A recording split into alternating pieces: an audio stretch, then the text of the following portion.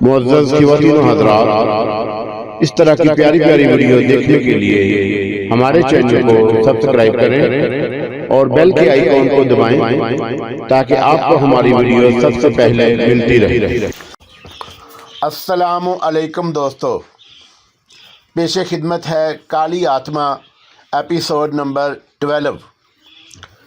मैंने तुझे कब मना किया है ज़ुलारा, मैं तेरे इख्तियार में हूँ, वो पूरे खलूस के साथ बोली। तेरा गुरूर कहाँ गया शबाला, तू खाजाल की बेटी है। खाजाल जिसके नाम से बड़े बड़े मुजरम कांपते हैं, क्या खाजाल का खून तेरी रगों में सर्द हो गया? ज़ुलारा, मैं खाजाल की बेटी हूँ, बेटा नहीं। मुमकिन है कि खाजाल का बेटा खाजाल की तरह जाबर हो। तू ये क्यों भूल जाता है कि मैं औरत हूँ और औरत हर हाल में कमज़ोर होती है। उस वक़्त और इस वक़्त में इतना फ़र्क क्यों है? उस वक़्त तूने मेरे जिस्म से खाल उतरवाने की धमकी दी थी और फिर उसे अमली जामा भी पहनवा दिया था। मैं तुझसे कोई रियायत नहीं चाहती ज़ुलारा, मैं तुझसे कुछ नहीं चाहती। अगर तू वादा करे कि मेरी बात को सुनकर तू मुतासर नहीं होगा और मेरी गुफ्तगू पर मेरी रियायत नहीं करेगा तो मैं तुझे बताऊं, मैं तेरे फ़रेब में नहीं आऊँगा। औरत जो चाहे कह ले, ज़ुलारा जहरीले अंदाज में बोला। मैं औरत हूँ ज़ुलारा, मैंने जिस माहौल में परवरिश पाई वहाँ सिर्फ़ अपने परस्तार देखे, कोई नहीं था जिसने मेरे हुस्न की तारीफ़ ना की हो। मुझे हर जगह ऐसे ही लोगों की तलाश थी। जब गार्जिया में तुम नज़र आए तो मुझे तुम्हारी कहानी मालूम नहीं थी। मैं तुम्हारी नज़रों की बेइतनाई बर्दाश्त ना कर सकी और मैंने अपने बाप से तुम्हारी शिकायत की। तब उसने मुझे तुम्हारी कहानी सुनाई। मैं तुमसे कोई रियायत नहीं चाहती ज़ुलारा, लेकिन उसके बाद मेरे दिल में ख्वाहिश थी कि तुम्हें कुछ ना कहा जाए, लेकिन उसके बाद कुछ मेरे बस में ना रहा। तुम्हारी पुश्त के ज़ख्म मेरे दिल पर हैं ज़ुलारा, मुझे अपनी भूल पर बड़ी नदामत है। मैं जानती हूँ कि तुम हक बजानब हो, मेरी वजह से तुम्हारे ज़ख्म लगे हैं। अगर तुम चाहो तो मेरे पूरे जिस्म की खाल उतार दो, तब भी गलत ना होगा। ज़ुलारा बुरी तरह चौंक पड़ा और फटी फटी निगाहों से शबाला को देखने लगा जो गर्दन झुकाए बैठी थी। तूने मुझे पहले से ये बात क्यों नहीं बताई? वो घुराया। अभी भी ना बताती, लेकिन तूने मेरे गुरूर की बात की थी, मैंने तुझे इस की हकीकत बता दी। ओहो! और ज़ुलारा ज़ख्मी भेड़िए की तरह एक चट्टान के गिर्द चकराने लगा। फिर उसने रुक कर शबाला की तरफ देखा और चट्टानों की सी सर्द और पथराई हुई आवाज़ में बोला, लड़की, अब मुझे तेरी ज़रूरत नहीं रही, अब तू मेरे लिए बेकार है। खड़ी हो जा, हम इसी वक्त तेरे शहर चलेंगे। ज़ुलारा, शबाला तड़प कर बोली, मैं तेरी ये बात नहीं मानूंगी, मैं कभी नहीं जाऊंगी। मैं तुझे कत्ल नहीं करूंगा। मैं तुझे कत्ल नहीं करूंगा। देवताओं, क्या चाहते हो? मुझे बताओ, क्या चाहते हो? मैं कोई और इम्तहान नहीं दूंगा। मुझे बताओ कि क्या चाहते हो? और वो हलक फाड़ फाड़ कर चीखने लगा। शबाला उसे सहमी हुई निगाहों से देख रही थी। उठ जा लड़की, तुझे वापस जाना होगा। उठ जा, मैं कहता हूँ, खड़ी हो जा। मैं एक शर्त पर जाऊंगी ज़ुलारा, तू मुझे घोड़ा दे दे और यहाँ से किसी आज़ाद रियासत में चला जा। खाजाल तेरी तलाश में होगा। ओहो! क्या मैं उससे खौफज़दा हूँ? क्या मैं उससे डरता हूँ? यही मेरी शर्त है ज़ुलारा, इसके बगैर मैं यहाँ से नहीं जाऊँगी। शबाला ने सर्द आवाज़ में कहा और ज़ुलारा उसे घूरने लगा और अचानक उसी वक़्त ज़ुलारा का घोड़ा ज़ोर से हिनहिनाया और ज़ुलारा चौंक पड़ा। वो घोड़े की तरफ झपटा और उसे देखता रहा और फिर उछलकर चट्टान पर चढ़ गया। लेकिन तारों की छांव में वो उन सायों को नहीं देख सकता था जो उस टीकरी को चारों तरफ से घेरे पोजीशन लिए ऊपर आ रहे थे। खाजाल खौनख्वार चीते की तरह बंदूक लिए ऊपर आ रहा था। ज़ुलारा का साया उसे चट्टान के ऊपर नजर आया और उसने एक लम्हा ज़ाया किए बगैर फायर कर दिया। गोली ज़ुलारा की डांड में सुराख करके दूसरी तरफ से निकल गई थी। ज़ुलारा चट्टान से नीचे आ पड़ा, लेकिन वो ज़ख्मी सांप की तरह रेंगता हुआ बंदूक की तरफ झपटा था। लेकिन उस वक़्त उसे और मायूसी हुई जब उसने बंदूक गायब पाई। ओह! और नागन धोखा दे गई। उसके मुंह से गुराहट निकली, लेकिन अचानक उसने एक फायर की आवाज़ सुनी। नीचे एक तवील चीख सुनाई दी थी और ये चीख बिलाशुबा खाजाल की थी। दूसरा फायर हुआ और फिर एक और चीख सुनाई दी। اس بار زلارہ نے فائر کی سمت کا اندازہ لگا لیا تھا۔ فائر ایک چٹان کے عقب سے ہو رہے تھے۔ وہ حیرت سے دنگ رہ گیا، لیکن صرف ایک لمحہ۔ دوسرے لمحے وہ اس چٹان کی طرف رینگنے لگا۔ چند گز کے فاصلے پر رک کر اس نے ایک حیران کن منظر دیکھا۔ شبالہ پوزیشن سنبھالے فائر کر رہی تھی۔ زلارہ پاگلوں کے سے انداز میں اسے دیکھنے لگا۔ شبالہ نے 2 فائر کیے اور نیچے چیخیں سنائی دی۔ اس کے ساتھ ہی اوپر آنے والوں کے پاؤں اکھڑ گئے اور وہ بری طرح پسپا ہو کر بھاگے۔ شبالہ، شبالہ، زلارہ نے اسے آواز دی اور شبالہ اس کی طرف گھومی۔ اس کا چہرہ عجیب سے انداز میں چمک رہا تھا۔ وہ وحشی شیرنی نظر آ رہی تھی۔ میں اس سے زیادہ اور کچھ نہیں کر سکتی زلارہ۔ میں نے اپنے باپ کو قتل کر دیا ہے۔ میں نے اپنی زیادتی کا بدلہ چکا دیا ہے زلارہ۔ بس چلا جا، اسی وقت ریاست کی سرحد پار کر کے چلا جا، ورنہ میں خودکشی کر لوں گی۔ تجھے میری بات ماننے پڑے گی، ورنہ اور زلارہ کے سینے میں ایک طوفان امڑ پڑا۔ اس نے آسمان کی طرف دیکھا اور آہستہ سے بولا، دیوتاؤ کیا چاہتے ہو؟ میں بے قصور ہوں، میں عہد شکن نہیں بننا چاہتا، لیکن تو نہیں جائے گا زلارہ، تو یہاں سے نہیں جائے گا۔ شبالہ کی بھیانک آواز سنائی دی، میں جا رہا ہوں شبالہ۔ زلارہ ایک پتھر کا سہارا لے کر کھڑا ہو گیا اور پھر اس نے سیٹی بجا کر گھوڑے کو بلایا۔ گھوڑا اس کے قریب پہنچ گیا، تب زلارہ اس پر سوار ہو گیا۔ شبالہ بندوق لیے کھڑی تھی۔ زلارہ نے گھوڑے کا رخ دوسری طرف کر دیا اور گھوڑا آہستہ آہستہ بڑھنے لگا۔ پھر اس کی رفتار تیز ہو گئی، لیکن تھوڑی دور جا کر وہ اچانک پلٹا۔ زلارہ ایک طرف جھکا ہوا تھا اور شبالہ کے قریب سے گزرتے ہوئے اس نے پھرتی سے شبالہ کی کمر میں ہاتھ ڈالا اور اسے اٹھا کر گھوڑے پر بٹھا لیا۔ زلارہ، زلارہ، ذلیل کمینے کتے، مجھے چھوڑ دے، اب اور کیا چاہتا ہے؟ شبالہ اس کی گرفت سے نکلنے کی کوشش کرنے لگی۔ اب میں صرف تجھے چاہتا ہوں شبالہ، ہم دونوں سرحد پار کریں گے۔ ہاں شبالہ، دیوتاؤں کی یہی مرضی تھی، میں جان چکا ہوں۔ میں تیرے ساتھ نہیں، دیوتاؤں کی یہی مرضی ہے شبالہ۔ زلارہ گھوڑے کو نیچے اتارتے ہوئے بولا اور اس کی ران سے خون بہہ رہا تھا، لیکن اس طرف اس نے توجہ نہیں دی تھی۔ شبالہ نے کچھ کہنا چاہا، لیکن زلارہ نے ایک ہاتھ سے لگام سنبھالی، دوسرے ہاتھ سے اس نے شبالہ کے بال پکڑ کر اس کا چہرہ اپنی طرف موڑا۔ شبالہ نے پھٹی پھٹی آنکھوں سے اسے دیکھا۔ دیوتاؤں کی یہی مرضی ہے شبالہ، یہی مرضی ہے۔ زلارہ نے اسے سینے سے بھینچ لیا اور شبالہ کا جسم ڈھیلا ہو گیا۔ بے شک یہ کہانی ان علاقوں کے لوگ کہانی بن گئی اور لوگ اس کہانی کو ایک دوسرے کو سنانے لگے، لیکن پہاڑوں کا وحشی زلارہ اس کے بعد ان علاقوں میں کسی کو نظر نہیں آیا، بلکہ لوگ اسے بھولنے لگے تھے۔ پھر یہ وحشی اس مہذب دنیا میں کیسے آ گیا؟ یہ بات اوغاز کے لیے حیرت ناک تھی۔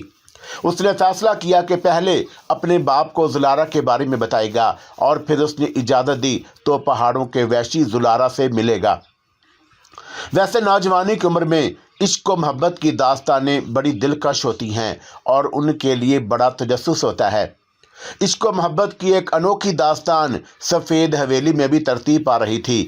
اس کی داستان کا اٹھان تو سادہ سا تھا، لیکن آنے والا وقت ظاہر کرتا تھا کہ یہ عجیب داستان آگے چل کر پر اسرار شکل اختیار کرنے والی تھی، کیونکہ ایک آدم خور ناگن، دوسرا ایک سادہ لو نوجوان۔ شوکت خان ہمیشہ کا نکما اور نکارا تھا۔ 3 بھائی تھے۔ شوکت خان منجلا تھا، بڑا بھائی ایک مل میں ملازمت کرتا تھا، سب سے چھوٹا ملک سے باہر چلا گیا تھا اور وہاں اپنا کما کھا رہا تھا۔ تھوڑی بہت رقم ماں باپ کو بھی بھیج دیا کرتا۔ بڑے بھائی کی شادی ہو چکی تھی، باقی 2 بھائی کنوارے تھے۔ شوکت خان کے لیے اس کے ماں باپ نے ہر ممکن کوشش کی کہ وہ کچھ کام کاج کرنے لگے، لیکن وہ بس یوں ہی آوارہ پھرتا رہتا تھا۔ کسی کام سے اسے دلچسپی نہیں تھی۔ بڑے بھائی نے 2-3 بار کہا کہ اس کے ساتھ مل کر کام کرے، لیکن شوکت خان نے ناک چڑھاتے ہوئے کہا، بڑے بھیا، بھلا 12 گھنٹے کھڑے ہو کر کون ڈیوٹی دے؟ تم نہیں سمجھتے، بہت جلد میں تم سب کی تقدیر بدلنے والا ہوں۔ بڑا بھائی ٹھنڈی سانس لے کر خاموش ہو جاتا۔ کیا کرتا؟ اگر زیادہ زور ڈالتا تو شوکت خان یہ کہتا کہ بھیا کو میری روٹیاں بھاری پڑ رہی ہیں۔ ماں نے چھوٹے بھائی کو بھی خط لکھے کہ اسے باہر بلا لے۔ چھوٹے بھائی نے کہا کہ میں ویزا بھیج رہا ہوں، 15 दिन के वीज़े पर भैया यहाँ आ जाएं। कोशिश करके उन्हें कहीं ना कहीं मजदूरी दिला दूंगा। लेकिन उसके जवाब में शौकत खान कहता, वतन छोड़कर जाना मुझे बिल्कुल पसंद नहीं। बाहर की ज़िंदगी भी कोई ज़िंदगी होती है। अरे वाह, घर बार माँ बाप से दूर। बहरहाल वो निकम्मा ही रहा। सब इधर उधर चक्रों में फिरा करता था। कई प्राइज बांड, कभी सिट्टे का नंबर और कभी कुछ और कभी कुछ, लेकिन मिला कुछ भी नहीं था। छोटे भाई की भी मंगनी हो चुकी थी। एक जगह हक था उसका था, लेकिन किसी निकम्मे और नकारा को कौन पूछता है। मगर शौकत खान को उसकी भी कोई परवाह नहीं थी। बस वो अपनी दुनिया में मस्त था। कहता था कि देख लेना, एक दिन तेरा शौकत खान शहजादों की सी ज़िंदगी गुजारेगा। वो जो कहते हैं ना कि खुदा शुक्र खोरे को शक्कर दे ही देता है, तो मैं शक्कर के इंतज़ार में हूँ। शक्कर सड़कों पर नहीं मिल जाती बेटा, मेहनत करनी पड़ती है उसके लिए, और ऐसे किसी को कुछ नहीं मिलता। तो जिस हवा में है ना, उस हवा से बाहर निकला। अल्लाह मियाँ भी उस शख्स की मदद नहीं करता जो अपनी मदद आप नहीं करता। अपनी मदद आप ही कर रहा हूँ अम्मा, तू परवाह मत कर। फिर उस दिन शौकत खान टहलता हुआ का आबादी से काफ़ी दूर निकल आया। दरिया का किनारा था और माहौल बहुत खूबसूरत। वो सफ़र करता रहा। ये जगह यहाँ जहाँ वो पहुँचा था नीलम पॉइंट कहलाती थी, और नीलम पॉइंट एक पिकनिक पैलेस थी। बहरहाल वो वहाँ एक पत्थर पर बैठ गया। ज़्यादा वक्त नहीं गुजरा था कि अचानक उसकी निगाह अपने बाएं जाना पड़ी। वो एक बूढ़ा और अजीब सा आदमी था जो किनारे पर खड़ा दरिया की लहरों को घूर रहा था। ना जाने क्यों शौकत खान के दिल में एक ख्याल पैदा हुआ कि ये बूढ़ा कोई पहुंचा हुआ बुजुर्ग है, हो सकता है कि ये उसकी कुछ मदद करे। चुनाचा वो आहिस्ता आहिस्ता चलता हुआ बूढ़े के पास पहुंच गया। बूढ़े ने उसे देखा। अचानक ही शौकत खान को इस बात का एहसास हुआ जैसे कि उसकी आंखों में सांप जैसी चमक है। चेहरा भी बड़ा अजीब था। शौकत खान कुछ डर सा गया। बूढ़ा उसकी सूरत देख रहा था। शौकत खान ने हाथ जोड़े और कहा, बाबा साहब, मैं एक बहुत ही गरीब आदमी हूँ। मेरी ज़िंदगी बिल्कुल बेकार गुजर रही है। आप मेरी कुछ मदद कर सकते हैं? क्या चाहते हो? बूढ़े की आवाज़ उभरी। बाबा साहब, कोई ऐसा अमल बता दीजिए जिससे मेरी ज़िंदगी बन जाए, कोई जिन मेरे कब्जे में आ जाए और मैं उसे जो भी कहूँ उसे पूरा कर दे। सोच लो, कर सकोगे ऐसा? बूढ़े ने कहा, हाँ बाबा, मैं कर सकूँगा। तो सुनो, आज से चौथे दिन अमावस की रात है। दरिया से काफ़ी दूर निकल जाओ और फिर दाहिने हाथ घूम जाओ। एक खंडर नुमा इमारत है जो नाग मंडल कहलाती है। क्या तुमने वो इमारत देखी है? हाँ बाबा जी, एक बार देखी थी, मैं वहाँ जा सकता हूँ। ख्याल रखना कि अमावस की रात 12 बजे के बाद तुम उस खंडर में जाओ। वहाँ एक चिराग जलाओ। चिराग जलाकर अपने सामने रखो और जो कुछ मैं बता रहा हूँ वो पढ़ो। उसी रात तुम्हारा काम हो जाएगा। उसी रात? हाँ, उसी रात। लेकिन बाबा, मैंने तो सुना है कि चिल्ला 40 दिन का होता है। अपने सुने पर यकीन करो या मेरे बताए हुए पर? नहीं बाबा जी, आपके बताए हुए पर। तो फिर जो कुछ मैंने कहा है वो करो। तो मैं वहाँ चला जाऊँ? हाँ, फिर क्या करूँ? एक चिराग जलाओ और बस उसके बाद जो मैं बता रहा हूँ वो पढ़ते रहो जब तक कि जिन तुम्हारे पास ना पहुँच जाए। बाबा जी, आपकी बड़ी मेहरबानी। क्या वाकई जिन मेरे कब्ज़े में पहुँच जाएगा? अब और कौन सी ज़ुबान मैं तुम्हें बताऊँ? बाबा जी, और फिर उससे क्या कहूँगा? उससे कहना कि तुम्हारे सर पर 10 जूते लगा दे। बूढ़े ने कहा, क्यों बक बक किए जा रहे हो? जब तुम जिन तुम्हारे सामने आ जाए तो मांग लेना जो तुम्हारा जी चाहे। कोई महल मांग लूँ? महल मांग लेना, और दौलत वो भी मांग लेना। बाबा जी, आपका बहुत बहुत शुक्रिया। अब आप मुझे वो मंत्र बता दीजिए। बूढ़े ने कुछ अल्फाज बताए और शौकत खान उन्हें जहन नशीन करने लगा। फिर वो खुशी खुशी वहाँ से वापस चल पड़ा। उसका दिल खुशी से नाच रहा था। वो सोच रहा था कि आखिरकार उसकी मेहनत रंग लाई। बूढ़ा शक्ल से ही कोई ज़बरदस्त बुजुर्ग मालूम हो रहा था। उसका दिल चाह रहा था कि चीख चीख कर सारे लोगों को बता दे कि देखो, बस मैं अब एक जिन का मालिक बनने वाला हूँ, और उसके बाद ज़रा उसके ऐशो इशरत देखना क्या रंग दिखाता है वो। ये ख्याल उसके दिल में आ रहा था और वो अपनी सोचों में गुम था। 3 दिन तक इस ख्याल को पेट में दबाए रखना एक मुश्किल काम था, लेकिन बहरहाल क्योंकि उसे तवक्का थी कि अब जिन उसके कब्ज़े में आ जाएगा, चुनाचा बड़ी मुश्किल से उसने ये वक्त गुजारा। आखिरकार तीसरा दिन मुकम्मल हुआ। वो रात का बेचैनी से इंतज़ार कर रहा था। एक दिया और सरसों का तेल और बत्ती वगैरह लेकर वो तेज़ रफ्तारी से अपनी मंजिल की तरफ चल पड़ा। 12 बजे के बाद उसे उस जगह पहुंचना था जहां उसे ये चिल्ला करना था। दिल खुशी से धाड़ धाड़ कर रहा था। आखिरकार 12:30 बजे वो उस हौलनाक खंडर में दाखिल हो गया। दिल खौफ से कांप रहा था, लेकिन बस एक शौक से उसकी मंजिल की तरफ ले जा रहा था। उसने एक जगह मुंतखब की, वहां बैठ गया और उसके बाद उसने मिट्टी के चिराग में तेल भरकर उसे रोशन कर दिया। बूढ़े के बताए हुए अल्फाज उसे अच्छी तरह याद थे। बड़े आसान अल्फाज थे। वो उन अल्फाज को दोहराने लगा। अभी चिराग रोशन किए हुए ज़्यादा देर नहीं गुजरी थी कि उसे अपने पीछे कदमों की आवाज़ सुनाई दी और उसका दिल खौफ से धड़कने लगा। इसका मतलब है कि जिन आ गया। खूबसूरत शहर की खूबसूरत आबादी से कुछ फासले पर दरिया के किनारे नीलम पॉइंट की पुरअसरार सफ़ेद हवेली इस वक्त दो अलग अलग ख़ानदानों का मस्कन थी। एक ख़ानदान राव अदरीस का था और दूसरा ओगलूस का। एक ज़मीन के ऊपर रहता था और दूसरा ज़ैर ज़मीन। ओगलूस ने अपने इल्म से अपने ख़ानदान को सांपों में तब्दील कर दिया था। ऐसा उसने खूब सोच समझ कर किया था। सांपों के बारे में उसकी मालूमात भरपूर थी। चुनाचा उसने अपने सारे बच्चों को सांपों की मखसूस खुशबू में नहला दिया था और अब उसे इत्मीनान था कि अगर नाग कबीला भी उसे देख ले तो शक न कर सकेगा, क्योंकि वह मुकम्मल सांप बन चुके थे। मंसूबे के मुताबिक वो सब अमावस की रात नाग मंडल में जमा हो गए। सब ने सांपों की शक्ल इख्तियार की थी। फ़र्क सिर्फ इतना था कि यह ज़रूरत के वक़्त इंसानों की शक्ल आसानी से इख्तियार कर सकते थे। नीज़ ये कि सब आदम खोर थे। नागमंडल एक वीरान इलाके में था और रात की घूर तारीकी में उसके खंडर भूतों की तरह सर झुकाए बैठे थे। ओगलूस और उसकी बीवी अपने तमाम बच्चों को देखकर बहुत खुश हुए। ओगलूस की बीवी ने कहा, रात गहरी अंधेरी है, हमें अपनी असली शक्ल इख्तियार कर लेनी चाहिए। मैं अपने सब बच्चों को अपने सीने से लगाना चाहती हूँ। क्यों बच्चों?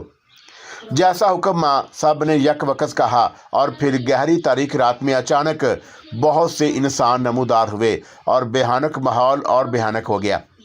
ओगलूस की बीवी ने हाथ फैलाए और अपने सब बच्चों से गले मिलने लगी। वो बहुत खुश थी।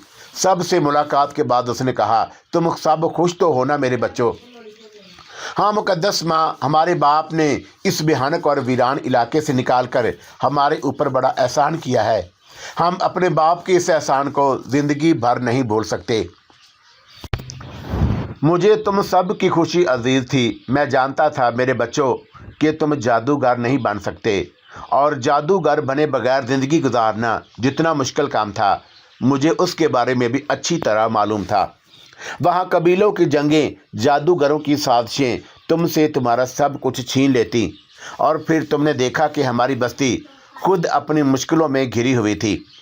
बात असल में ये होती है कि जब कबीलों के सरदार इस कदर बुरे इंसान हों और अपने लोगों को ज़रा भी अहमियत ना देते हों, तो फिर ऐसा ही होता है। हाँ, मेरा वहाँ से चला आना बहुत अच्छा हुआ। वो तो ठीक था मुकद्दस बाप, लेकिन आपने जिस जगह का इंतखाब किया वो तो कमाल की जगह है। अच्छा चलो, तुम लोगों को पसंद आई, बड़ी खुशी की बात है। मुकद्दस बाप, आपकी बेहद मेहरबानी है। अच्छा ये बताओ कि तुम लोग किस किस तरह ज़िंदगी गुजार रहे हो? हमारे पास तो सिर्फ सलूना है जो हमारे साथ रहती है और उसकी बातें हमारे इल्म में हैं। बेचारी मासूम सी बच्ची अपने तौर पर वक्त गुजार रही है, लेकिन तुम लोग क्या करते हो? पारना तुम, बसीरा तुम, एला, जरोक, वेरा और तुम सारे के सारे कैसी ज़िंदगी गुजार रहे हो ये बताओ। बाप, हम सब ठीक हैं और बड़े मज़े की ज़िंदगी गुजार रहे हैं। शोगन तुम? हाँ बाबा, मैं आपको अपनी दास्तान मुख्तलिफ तौर पर सुनाता हूँ। बड़े मज़े की कहानी है मेरी। बस आप यूँ समझ लीजिए कि बता नहीं सकता आपको कैसे मज़े की ज़िंदगी गुजार रहा हूँ मैं। वो तो मुझे पता था इस दुनिया की ज़िंदगी इतनी ही दिलचस्प है, और वैसे तो यहाँ बहुत सारी चीज़ें ऐसी हैं जो समझ में नहीं आई। जिस चीज़ को देखो बस सोच कर रह जाओ।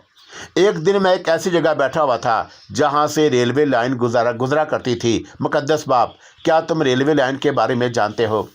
अच्छी तरह जानता हूँ। उन्होंने बहुत बड़े बड़े घर बनाए होते हैं जो पटरियों पर सफ़र करते हैं, लोहे की लंबी लंबी सलाखों पर। ये लोग उसे रेलगाड़ी कहते हैं। बिल्कुल ठीक कह रहे हो। जिस जगह मैं उस वक्त मौजूद था वहाँ रेलवे लाइन ही गुजर रही थी। बाबा, मैंने एक मिट्टी का घर देखा जो ज़मीन में दबा हुआ था। बारिश होने की वजह से मिट्टी धुल गई थी।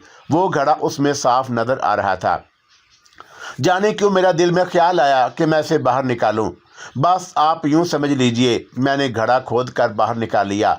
उसमें एक ढक्कन लगा हुआ था। मैंने उसे खोला तो उसमें एक अजीब सी शय में फुदक कर बाहर निकलाई। बाबा, ये एक इंसान ही था, बिल्कुल इंसान, लेकिन ज़्यादा से ज़्यादा बालशित भर का। मैं बता नहीं सकता आपको कि उसे देखकर मुझे कितनी हैरत हुई। फिर जैसे ही उसे हवा लगी उसका कद बढ़ता चला गया और फिर वह बहुत ही लंबा तिरंगा हो गया। उसने मुझे अपना नाम धामू बताया और उसने कहा कि उसे उसके दुश्मनों ने इस तरह कैद कर दिया था। मैंने उसे आज़ादी दिलाकर उस पर एहसान किया है। वो मेरे लिए हर काम कर सकता है। बहरहाल मेरी और उसकी दोस्ती हो गई। उसने अपने दुश्मन के बारे में बताया और उसका नाम रघुराज है और रघुराज से उसे बदला लेना है। मुझे यह सारी कहानी दिलचस्प महसूस हुई। असल में तो हम आदमखोर हैं। इस दुनिया में रहने वालों के दरमियान हमारा गुजारा इसी तरह हो सकता है कि हम इनके बारे में सब कुछ जान लें। तो फिर यूँ हुआ कि हम लोग दोस्त बन गए। दामू और मैं वहाँ से चल पड़े। दामू ने कहा कि हमें एक तवील फासला तय करना है। बहरहाल फिर जिस इलाके में हम पहुँचे वो एक इंतहाई खूबसूरत इलाका था। यहाँ बहुत ही अच्छे मकान नज़र आया और जिसे वो लोग हवेली कहते थे वो पुरानी तर्ज का बना हुआ था, लेकिन बहरहाल बहुत अच्छा था। उस गेट से अंदर दाखिल होने के बाद हमने वहाँ बड़ी वीरानी देखी। झाड़ झंकारों के दरमियान एक बहुत ही छोटी सी इमारत बनी हुई थी, लेकिन बहरहाल इलाका बहुत बड़ा था। इमारत का रंग बहुत काला हो गया था और बाहर से देखने से ये अंदाज़ा नहीं होता था कि अंदर से ये कैसी होगी। धामू ने कहा, अब मेरी और तुम्हारी दोस्ती हो गई है शोगन। ये नाम मैंने उसे खुद बताया था तो कहने लगा कि अब मेरी और तुम्हारी दोस्ती हो गई है, इसलिए तुम्हें मेरा एक काम करना होगा। उसने मुझे थोड़ी सी तफसील बताई और मैं अपनी दिलचस्पी के ख्याल से उस काम के लिए तैयार हो गया। यहाँ मेरी जिस शख्स से मुलाकात हुई वो एक लंबे कद का मालिक जवान आदमी था। बड़ा बड़ा बदन था और उसने अपने बदन को सफ़ेद कपड़ों से ढका हुआ था। उसके सर के बाल कंधों तक बड़े हुए थे। वो मुझे हैरत से देखता रहा, फिर मेरे करीब आकर मुझसे बोला, तुम कौन हो? शोगन है मेरा नाम। यहाँ कैसे आए हो? आपसे कुछ बातें करना चाहता हूँ रघुराज जी। अच्छा, इसका मतलब है कि तुम मुझे जानते हो? हाँ। आओ इस तरफ आ जाओ, उसने कहा और मुझे इमारत की तरफ ले जाने के बजाय एक सिमत ले चला। बहुत ही खूबसूरत जगह थी, लेकिन वहाँ लंबी लंबी घास उगी हुई थी। उस घास के दरमियान एक पगडंडी बनी हुई थी। उस पगडंडी पर चलते हुए हम दोनों जिस जगह पहुँचे वो दरख्तों में घिरा हुआ एक चबूतरा सा था और पत्थर की सिलों से उसे बनाया गया था। वहाँ पर बैठने के लिए सरकंडे के मूंडे पड़े हुए थे। उसने मुझे मूंडे पर बैठने का इशारा किया और ख़ुद भी मेरे पास ही बैठ गया। मैं बड़ी दिलचस्पी महसूस कर रहा था। उसने मुझसे कहा, हाँ कहो, कहाँ से आए हो? मुझे आपसे एक ज़रूरी काम है। बताओ क्या ज़रूरी काम है? मैं एक पुरअसरार शख्सियत का शिकार हूँ। उसका नाम धामू है। दामू ने अचानक ही मुझे अपनी गिरफ्त में ले लिया और मुझ पर कब्ज़ा जमा लिया। वो कहता है कि वो एक पुरअसरार वजूद है और तुमसे वो कहता है कि तुम उसे ज़मीन की गहराइयों से बाहर निकाल सकते हो। उसने मुझे हुक्म दिया है कि मैं तुमसे वो तरीका मालूम करूं जिससे आज़ादी दी जा सके, वरना वो मुझे कत्ल कर देगा। मैं तो फंस गया हूं उसके चक्कर में। आप जिस तरह चाहें उसका अंदाज़ा कर सकते हैं। मैंने सोचा कि धामू को जो कुछ चाहता है वो तो मेरे लिए मुमकिन नहीं। मैं आपसे इस सिलसिले में मदद मांगूं, मगर वो तो ज़मीन में दफन है। क्या बिगाड़ लेगा वो तुम्हारा? मैं नहीं जानता। बस आप देख लीजिए और सोच लीजिए कि आप मेरी मदद कर सकते हैं या नहीं। वो थोड़ी देर तक कुछ सोचता रहा, फिर उसके बाद बोला, बात असल में ये है कि मैं तो इस बात पर हैरान हूँ कि वह बाहर निकल कैसे आया। उसमें भी मेरी ही गलती है। क्या मतलब? मिट्टी की उस हांडी को मैंने बाहर निकाल लिया था। मैंने धामू के कहने पर अमल करते हुए कहा, राघु राज बुरी तरह चौंक पड़ा। इसका मतलब है कि वो आज़ाद हो गया? ये तो मुझे नहीं मालूम। ये तो बड़ी खौफनाक बात है। तुम सोच भी नहीं सकते कि कितनी बड़ी दुश्मनी थी मेरी धामू से। एक बार फिर मुझे उसका मुकाबला करना पड़ेगा, लेकिन अगर तुम उससे बचना चाहते हो तो फिर तुम्हें कुछ काम करने होंगे। आओ ज़रा मेरे साथ। वो मुझे लिए हुए इमारत की तरफ चल पड़ा जो उस गोशे के दूसरे हिस्से में थी और दूर से बहुत पुरइसरार मालूम होती थी। मैं नहीं जानता था कि उस इमारत में कौन कौन रहता है। रास्ते में मैंने पूछ ही लिया कि वहाँ और कौन कौन रहता है। मेरा ख़ानदान, उसने अजीब से लहजे में कहा था। ना जाने क्यों मुकद्दस बाप, मुझे महसूस हुआ कि जैसे अपने ख़ानदान का तज़किरा करते हुए उसकी आवाज़ लर्ज़ गई हो। बहरहाल मैं रास्ता तय करता रहा और उसके बाद मैंने उस इमारत में पहला कदम रखा। मुझे यूँ लगा कि जैसे वो इमारत बिल्कुल वीरान हो, वहाँ कोई ना हो। एक अजीब सी पुरइसरार खामोशी और सन्नाटा वहाँ छाया हुआ था। उसने कहा था कि उसके अहले ख़ानदान यहाँ रहते हैं, लेकिन यहाँ तो मुझे एक अजीब सी ठंडक महसूस हो रही थी, जैसे मैं किसी कब्र में दाखिल हो गया हूँ। अचानक रघु राज बोल पड़ा, मेरे अहले ख़ानदान यहीं रहते हैं, मगर यहाँ तो कोई नज़र नहीं आ रहा। बड़ी खामोशी है। हाँ, सो रहे होंगे बेचारे, उसने कहा और मुझे साथ लिए हुए इमारत के पीछे तारीक रास्तों से गुजरने लगा। फिर वह एक बोसीदा से कमरे के दरवाजे पर रुक गया। उसने कहा, इस दरवाजे की दूसरी तरफ जीना है, खामोशी से उतर जाना। क्या मैं अकेला? मैंने सवाल किया। हाँ, मगर तुम मेरे साथ क्यों नहीं आ रहे? जिस बस तुम चलो, तुम्हें देखो कि यहाँ तुम महफूज हो गए। थोड़ा सा वक्त यहीं गुजार लो और उसके बाद मैं तुम्हें धामू से बचा लूँगा। धामू ने मुझे यही कहा था और वो जो कुछ कहे मैं उस पर अमल करता रहूं। चुनाचा मैं उस तारीक माहौल में दाखिल हो गया। मुझे सीढ़ियां नज़र आ रही थी, लेकिन मैं ये जानता था कि ये सीढ़ियां मुझे कहाँ ले जाएंगी। उसने दरवाज़ा बंद कर दिया था। मेरे लिए बंद दरवाजे कोई अहमियत नहीं रखते। बहरहाल मैं काफ़ी गहराई में उतरता रहा। हैरत की बात यह थी कि मेरी आँखें तारीकी के बावजूद वहाँ देख सकती थीं।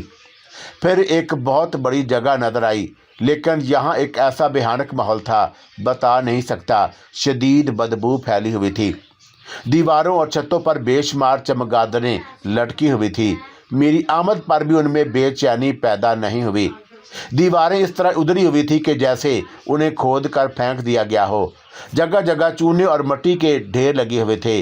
उन दीवारों में बेशुमार सुराख नज़र आ रहे थे।